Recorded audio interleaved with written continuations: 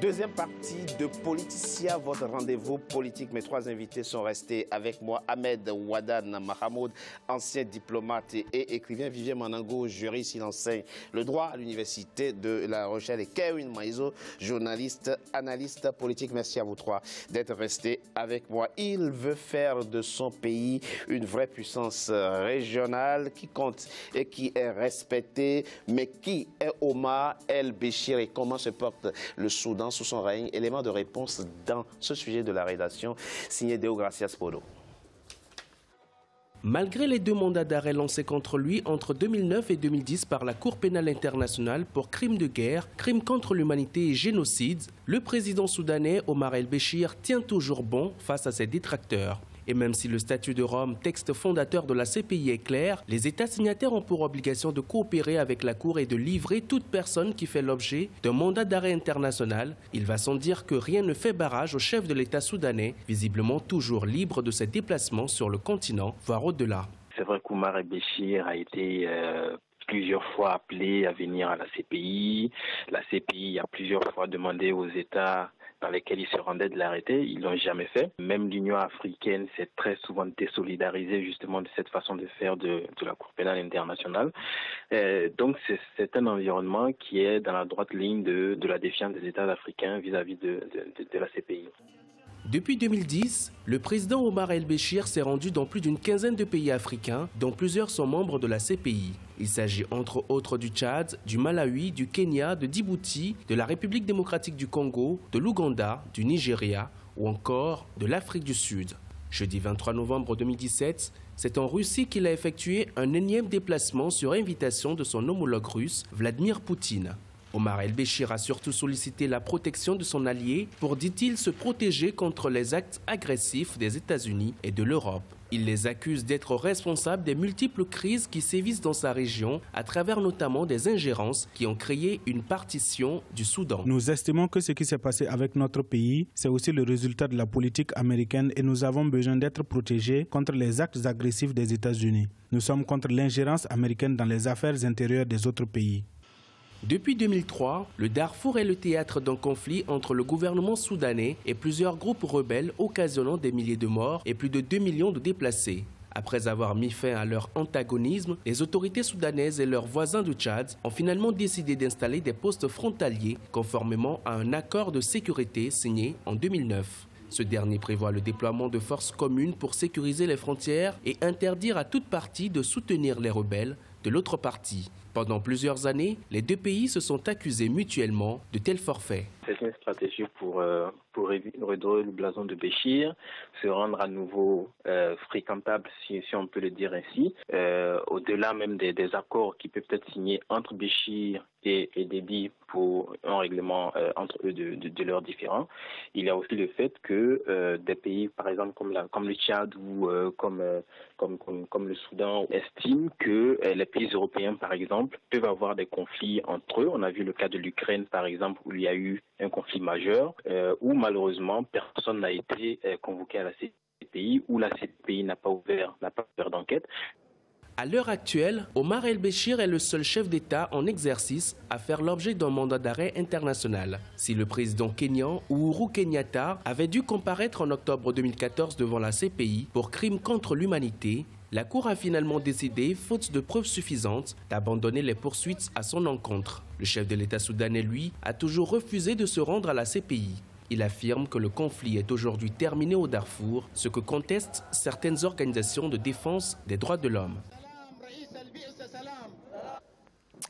Alors, avant de parler de l'homme en tant que tel, quelques chiffres sur son pays. Le Soudan, je l'ai dit, c'est le 3e plus grand pays du continent après l'Algérie et la RDC. C'est plus d'1,8 million km², c'est 40 millions d'habitants, c'est 70 milliards de dollars de PIB et c'est une croissance soutenue de 3%. Alors, revenons donc à l'homme.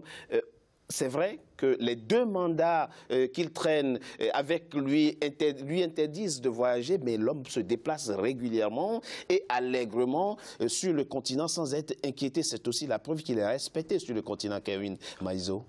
C'est la preuve qu'il est respecté, mais pas seulement. le problème, c'est que sur le continent, la CPI est considérée comme une cour négrophobe.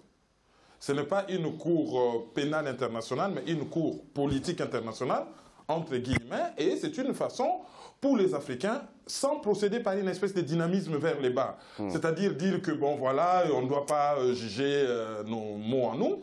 Mais ce que les Africains voudraient, c'est que ce que l'on exige aux dirigeants africains, qu'on puisse les exiger aussi ailleurs, conformément aux compétences de la Cour pénale internationale, ce qui n'est pas fait. Donc pour les Africains, c'est une façon de protester contre la CPI. Bon, en ce qui concerne Omar el-Béchir et par rapport aux autres présidents africains, c'est une solidarité des castes. C'est juste... Trouvez-vous si on en arrête un, on en embête un, on va embêter tous les autres. Ce qui fait qu'ils voyagent assez librement. Et puis les gens se rendent compte de l'injustice qu'a subi le Soudan. Parce que qu'est-ce qui s'est passé? Tout le pétrole du Soudan se trouve au sud. Donc, à travers les problèmes qu'il y avait entre les Arabes et les Noirs, on a voulu isoler le sud, isoler le pétrole, et les gens oublient, il n'y a pas que le pétrole au sud. Il y a la gomme arabique. La gomme arabique, dont le pays est consommateur de la gomme arabique au monde, c'est les États-Unis. C'est cela. Donc, ils voulaient isoler ces pays. C'est ainsi que John Garang, qui voulait une espèce de confédération, a été assassiné avec la complicité de Museveni. Donc, on a préféré mettre à la place quelqu'un de Bwana, c'est-à-dire qui accepte toute la politique occidentale. Aujourd'hui, on a un Soudan du Sud qui n'est pas viable et un Soudan du Nord qui se relève. Donc, il faudrait l'affaiblir à travers les Darfour. Alors, lui, il avait un allié de poids sur le plan intellectuel, c'était Hassan al-Tourabi, qui malheureusement est décédé, donc il n'a plus son idéologue. On dit qu'il a éliminé, il n'a plus son idéologue. Alors là, on va subir la deuxième division, c'est-à-dire le Soudan, avec les Darfour. Les Tchad l'avaient compris.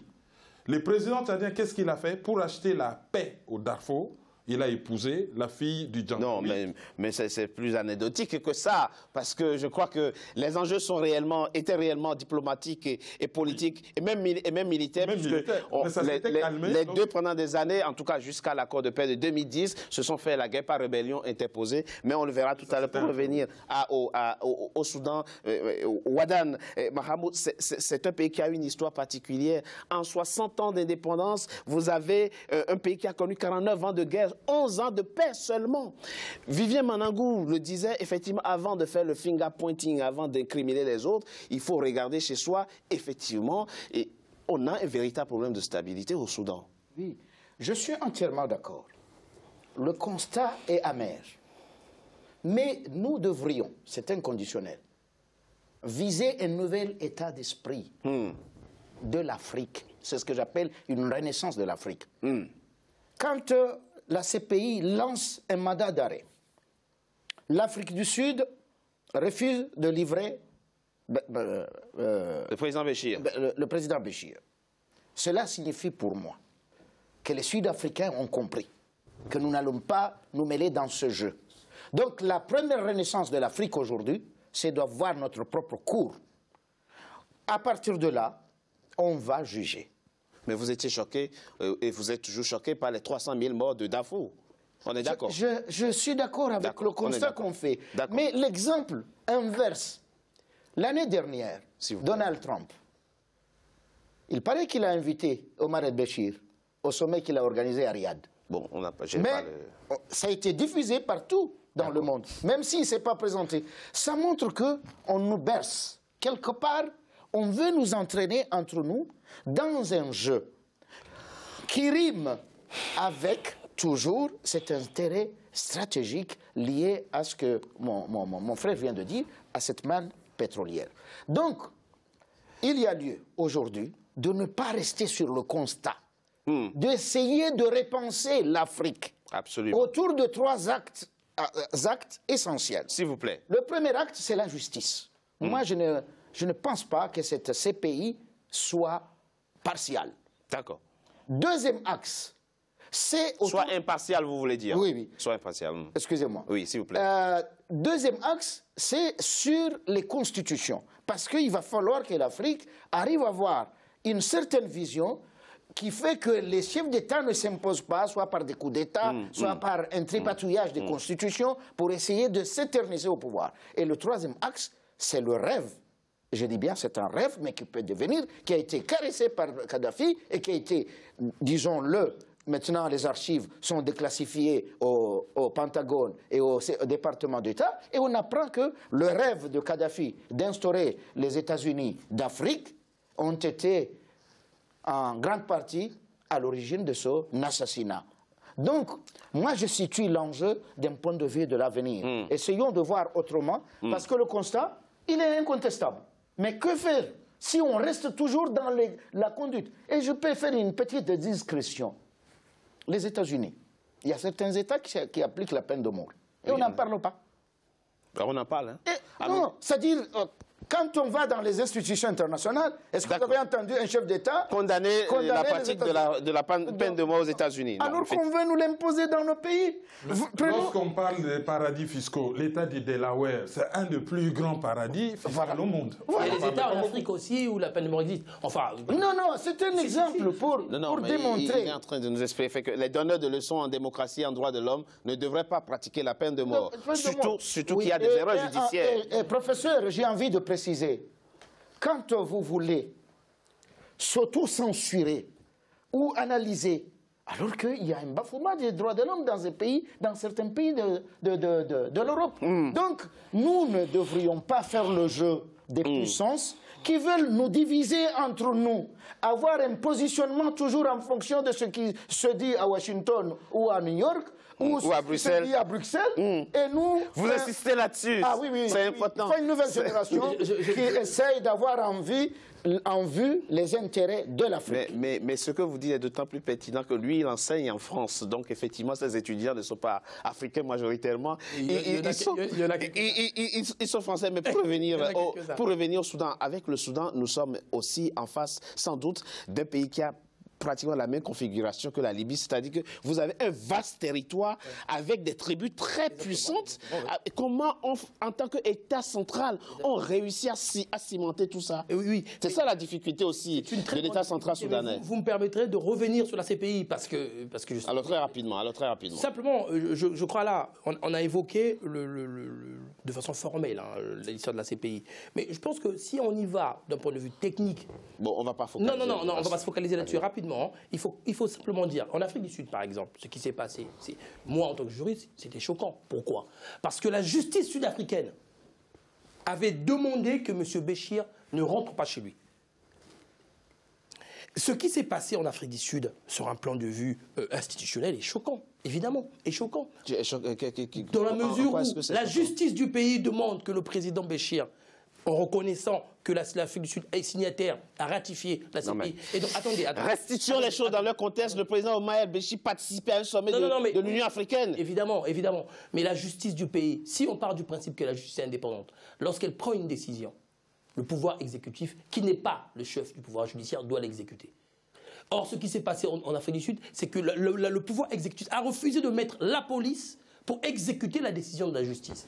En droit pur, c'est choquant. Bon, alors, revenons simplement à la question des ethnies et compagnie. Oui, en effet, on a un vrai problème sur l'éclatement ethnique dans nos États. Est-ce que l'État central, la vraie question c'est, est-ce que l'État, et là, je n'ai pas entendu notre diplomate le dire, ou l'insister dessus, parce que je crois là, c'est un vrai problème. Est-ce que l'État, tel que nous l'avons reçu en Afrique, est capable de permettre une coexistence ethnique dans nos pays? C'est une vraie question. Est-ce que la Constitution, telle que nous la rédigeons aujourd'hui, peut permettre à un pays aussi éclaté ethniquement que la RDC ou le Soudan d'avoir un État central qui permettrait à tout le monde de se retrouver à travers cet État-là? Quel ingrédient, selon vous, manque? Qu'est-ce qu'il faut, selon vous? Alors, il y a des collègues qui, aujourd'hui, parlent du constitutionnalisme identitaire. C'est-à-dire qu'ils pensent qu'il faut aller vers un constitutionnalisme qui prendra en compte l'existence des ethnies. Moi, j'y crois pas. Moi, je suis... Alors, on va encore me reprocher... Mais moi, je crois... Vous êtes pour l'État central qui centralise tout?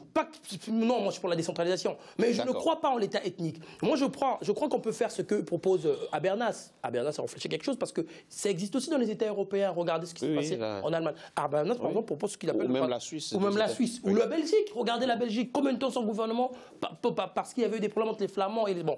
Habermas propose ce qu'il appelle, lui, le patriotisme constitutionnel. Ça serait une adhésion à des principes qui seraient des principes supérieur hiérarchiquement par rapport aux considérations ethniques. On peut réfléchir à des configurations de ce type. Toujours est-il que le vrai problème aujourd'hui, c'est que M. Béchir l'a fait, les autres chefs d'État en Afrique le font. On s'accroche à une ethnie qui arrive au pouvoir, on considère que le pouvoir devient le pouvoir d'une ethnie au détriment des autres. Mais est-ce que, Kevin Maizo, excusez-moi, est-ce qu'au-delà, ce qui est aussi en jeu, ce n'est pas plutôt la répartition des richesses? Kadhafi le réussissait plus ou moins bien. Mais le problème, il est là. Pour construire un État fort, il faut qu'il y ait un soubassement économique digne de ce nom. S'il n'y a pas de routes qui relient les ethnies, s'il n'y a pas une bonne répartition de la manne, si telle ethnie doit aller se soigner de tel autre côté qu'on ne construit pas les hôpitaux chez eux, il y aura toujours ce morcellement qui va continuer à poser problème. Et puis pour le problème du Soudan, on parle des Occidentaux, on oublie un fait. L'Égypte avait toujours intérêt qu'on ait un Soudan faible et sous-développé par rapport à la gestion des eaux du Nil. L'Égypte a contribué pour beaucoup à l'affaiblissement du Soudan. Du Soudan. C'est à partir de la libération de l'Éthiopie s'est vraiment affermi, que les Soudans a compris qu'on peut... Il faut aussi dire que le président Omar el-Béchir n'a pas toujours eu des rapports faciles avec ses voisins. Mais on en parle dans la troisième partie de notre émission après une coup de pause. À tout de suite.